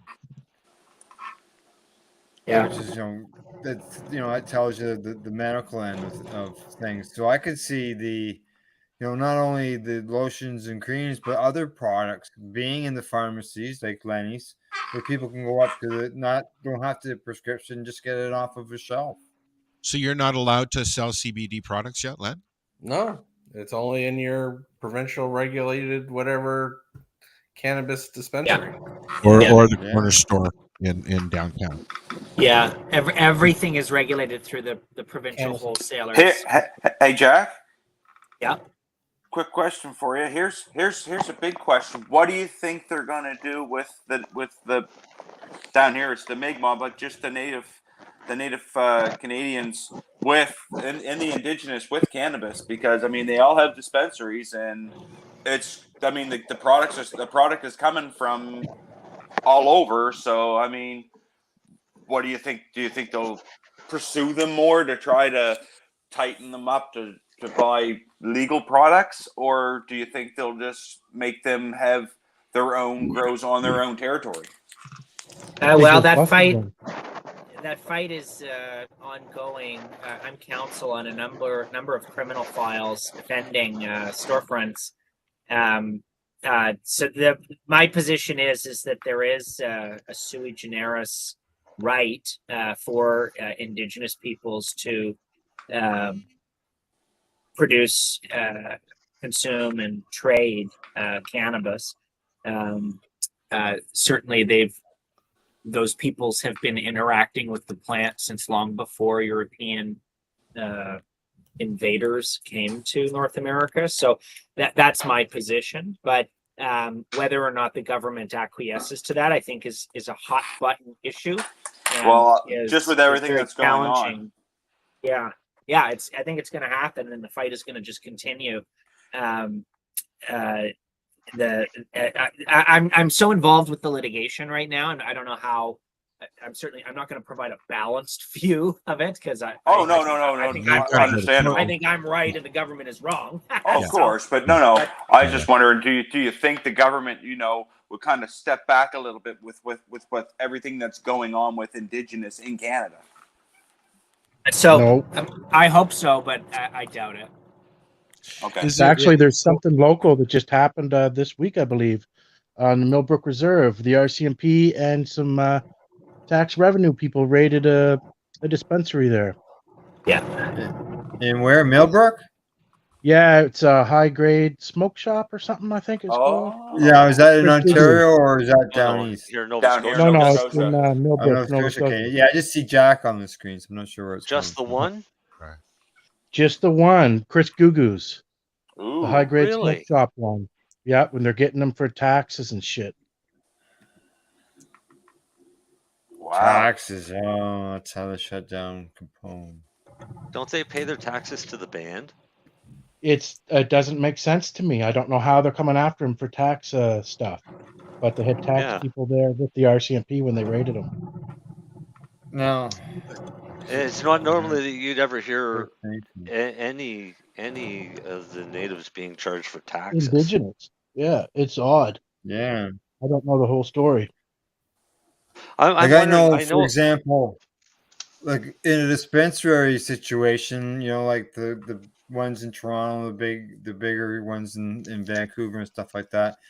Some of the guys of all the businesses have been charged for not having paid their taxes, and I don't know on the Indigenous end whether they could get them for that, but obviously they did on the legal end of things.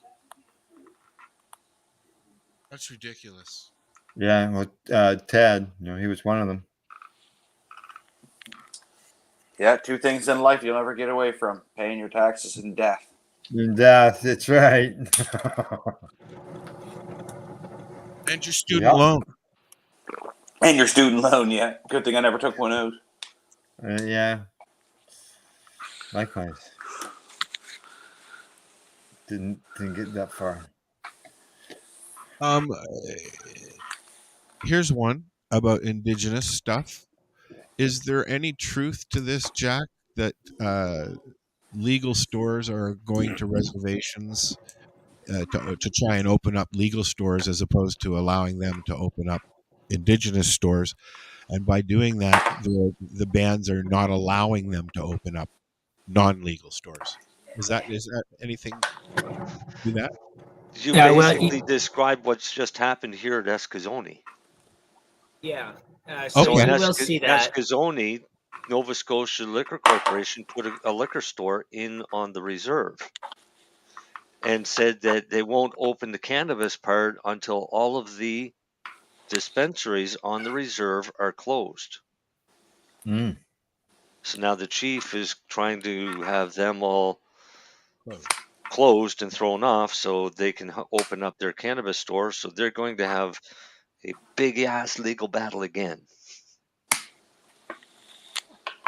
Yeah. So because I know some of the reserves here they had the opportunity, or some of them have opened some of the old OCS connected stores on the reserves, but that was the band councils that decided that. There's supposedly there's one. Supposedly, what happened in Escazone, it wasn't the band council; it was the chief.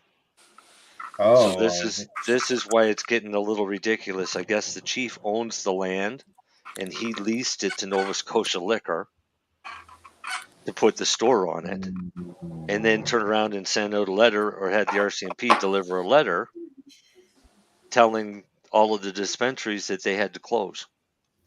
Wow. So I would expect that Eskasoni, being the largest reserve in the province, is going to have a shakeup.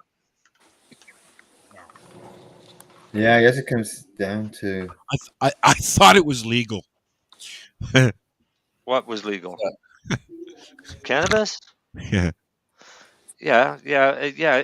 It became legal when they added more laws or Yeah. more criminal offenses to it. This wasn't legalization. This was just a cash grab. Wow. And it's worked, but I mean, look at the LPs that according to CRA are haven't been paying their taxes and are closing because they can't afford to pay millions and millions in these excise taxes. Lennie's upset because he doesn't know how they're getting away with it, because Lennie pays their taxes. Yeah. Well, here's the thing. There's a certain point you have to register and get your excise stamp like fee or license every year, and they will stop sending you excise stamps. Yeah. So I'm not figuring that out. So all they're doing is they're paying the fee, and then they're getting the stamps for free. Well, I'm not getting them for free. No, they're but not paying for them either. You have to order your stamps. Like, you only get so many stamps, and you have to order them every month or two. And my point is, if I don't pay my fee, the company is CBN, I believe it's who it's called, or I can't remember. They will not send me stamps. Oh. So I don't know what the fuck. It's kind of like if you don't pay your 407 bill, you're not getting insurance next year. Yeah.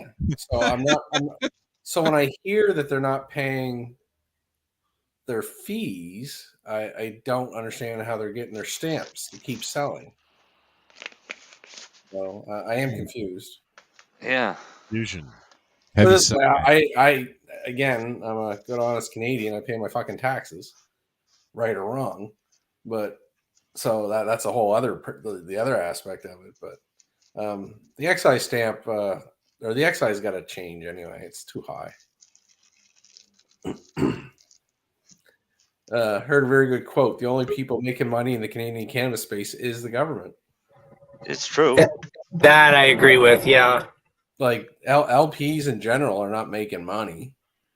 Some make a little bit of money, like you pay your bills and survive, but nothing. Like no one's getting rich. That's for sure. Dispensaries as well, like they're not killing it. No, I don't think you can make 20 million they made for the OCS. Yeah, I don't think you can make money with a legal store, just one store with staff and everything. I don't think you're going to make much money. A couple probably are, but again, it's well, yeah. hard. If you're a big shop and you've got multiple shops, you might, but you're not going to make $1 million. I just had this conversation with somebody up here who was thinking about opening up a store here, and I was like, you're not going to make $1 million with one store, right, Jack?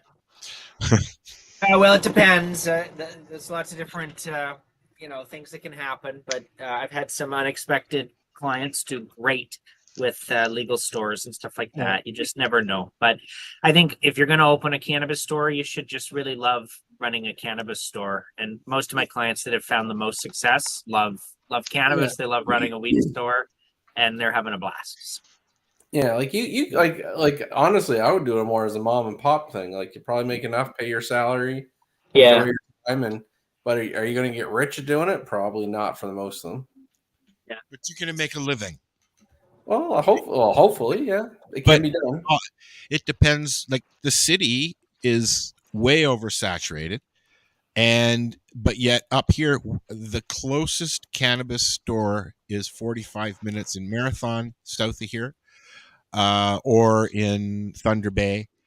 There is a store on the res in Wawa. I'm not sure if it's an LP store or not. And that's it.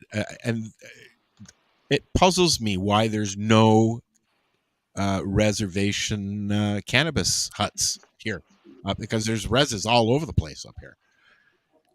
In between every town, there's 4 or 5 different reservations, but there's no cannabis. Lots of gas, lots of cigarettes.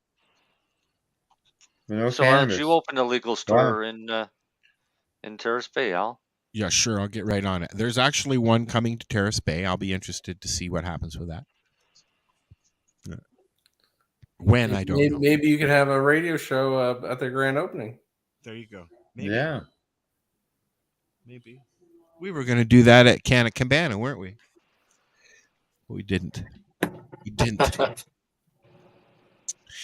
So, we're getting close to the end of the show, and I wanted to make sure that Jack lets us know what he's been up to, because we really haven't asked him what you've been up to lately, other than lawyerly stuff. Are you still doing the normal thing and all that? Yeah. So still, I've always worked with Normal Canada, so I'm still with Normal Canada. You can check us out. We're going to be at a couple of festivals in the next little while, so you can just check out our Twitter. That's where we'll announce it, Normal Canada. I'm Jack Lloyd Lawyer on Twitter, and if you want to look at my books, you can check us out at all good bookstores, and of course Amazon. We're called Green Candy Press. Yeah, man. And I need to talk to you about it, buddy, because I ain't gonna find one up here. Yeah, I'm just trying to remember. I've got a new cookbook coming out, I think. One sec. Let me see. Another one? Yeah. So we did the psilocybin cookbook, and then I think that there's a new marijuana chef cookbook coming out, and then we were trying to do the Ganja Kitchen Revolution as well. But let's see. I should have had this prepared. It's been so busy. No. We're just laid back here. You know that, buddy. So I'm just looking. Yeah, here we go.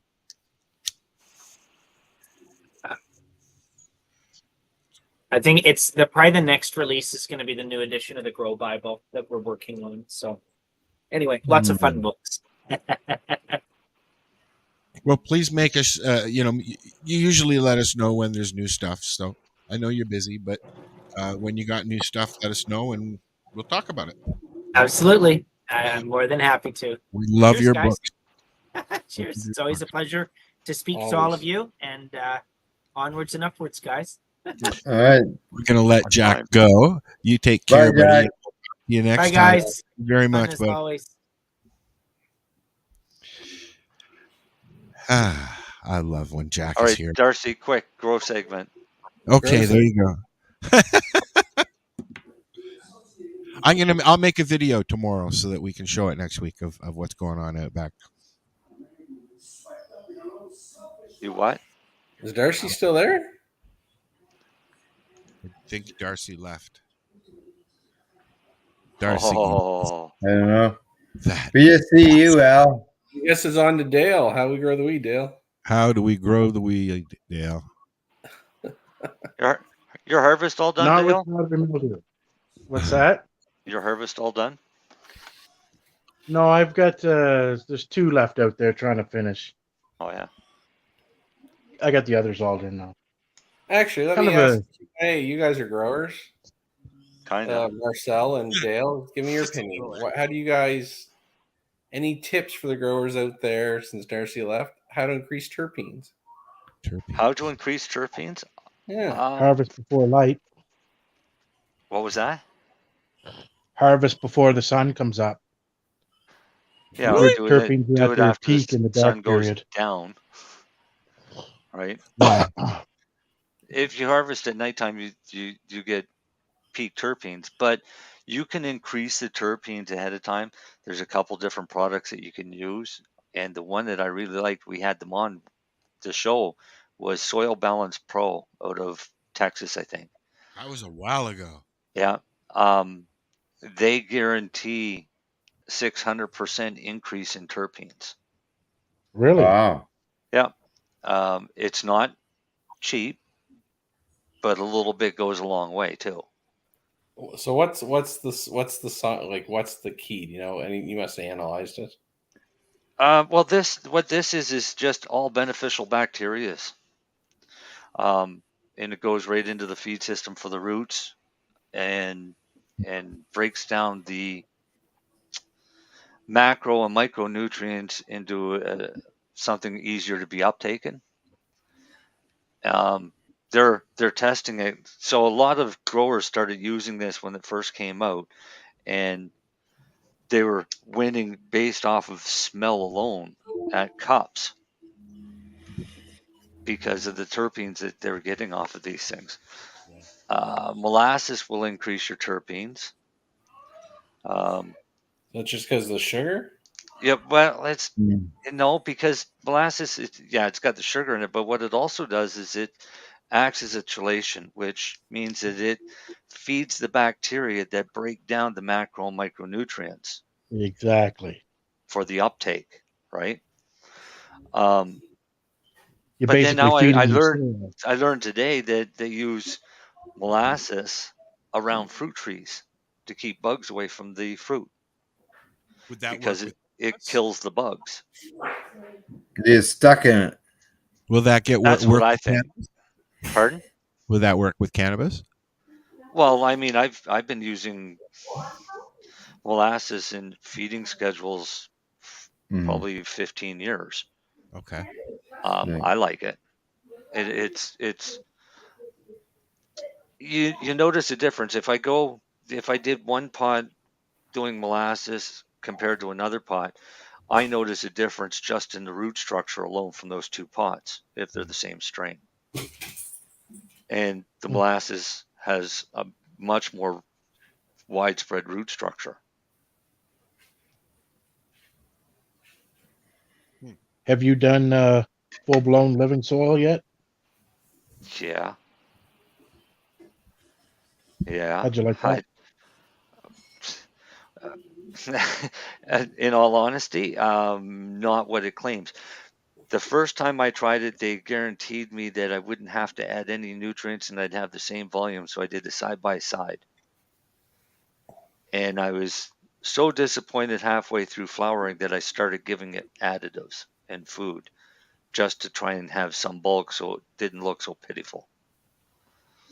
This year I tried one of the living soils outdoors, and I ended up during veg starting to feed it on my regular feed cycle, but I was told I wouldn't have to feed it.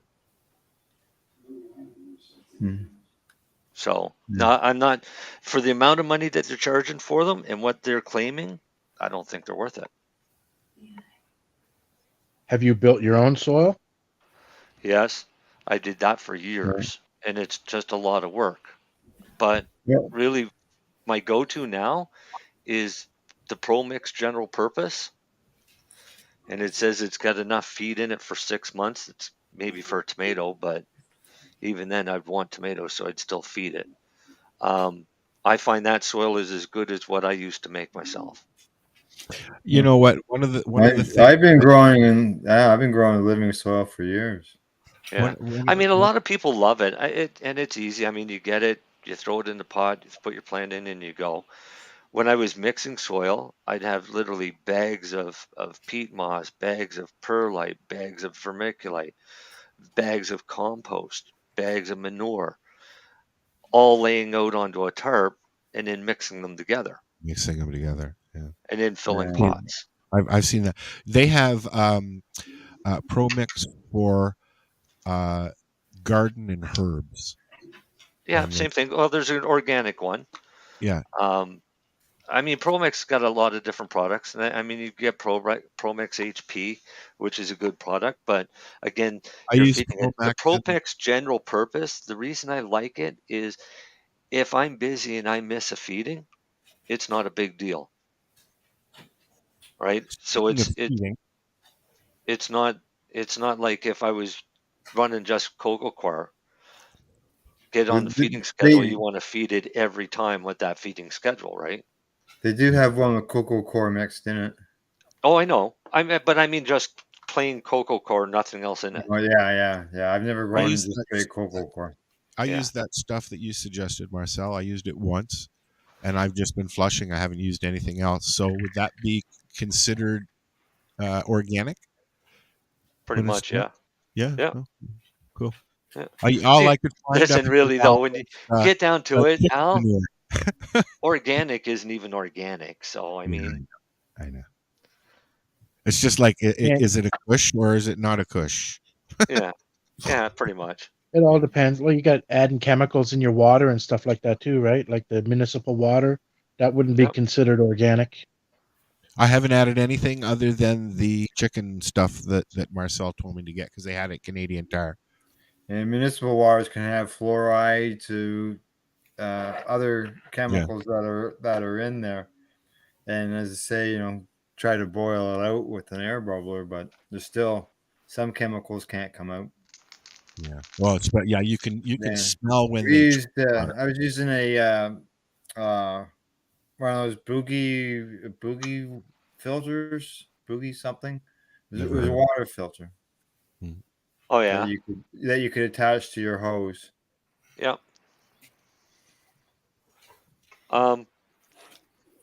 I Just so you know, guys, we got to wrap up soon because we're Yeah. on a time restraint I've now grown with the new system. with well water, and I've grown with town water, which has chlorine in it, and I never saw a discernible difference between the two over all the years of growing. A lot of people will run town water that has chlorine in it and fluoride in it, let the water sit for 24 hours before they use it, which is totally fine. Yeah. I mean, as soon as water and chlorine meet air, the chlorine starts to evaporate. Yeah. People would put it in water jugs and just leave the cap off so that it Yeah. could evaporate. Yeah. Yeah, exactly. I mean, When you stir it and agitate it, that helps the gas off too. Oh yeah. yeah, so if I grow inside in a tent, then I have my reservoir filled with water that's feeding my auto pots, and I have another 5 gallons of water sitting open. So that by the time that I've got to fill up that reservoir, there's no chlorine left in that water. So it's just an easier way to do it. Then I don't have to worry about chlorine, but I don't really worry because outdoors I run off the garden hose. And where's that water come from? Municipal water. So it's going to have What I do chlorine, too. fluoride in it, and water the plants, and the plants are happy to see it. I used rainwater this summer outside. I've used rainwater. I couldn't collect it this year because the last storm, last year's storm took out the eaves trough to do it. Right. I'm gonna use rainwater next year, and I haven't done anything with pH or checking or anything. I'm gonna wait till we're playing inside to do that. I just it's more important inside you get that right. You still have some of that chicken shit left, right? I got lots of it. I only used 1/4 cup. Okay, good. So next year or your next grow, You'll use that until I get the anything else. I'll use that. Yeah. No, you're going to use that plus. Okay. So what we'll do is when you go to fill your pots, Yeah. we're going to mix this shit into the soil that you're putting into the pots. Okay. And then you're still going to go through the regular feeding schedule and get bigger plants. Okay. Because that chicken shit's going to basically provide you a lot of nutrients in between your feedings. Okay. Cool. Right? That's kind of like the reason I like using the Pro Mix general purpose. Because you can add stuff to it. You have to add to it. If you want big plants and big buds, then you have to add to it. Oh yeah. There's not enough food to last forever. No. Pro Mix. Even though it says that it's 6 months worth of food, that might be 6 months worth of food for your daisies out front of your house. But definitely not to run a cannabis plant. Cool. Cool. We got to go, guys. Yeah, cool.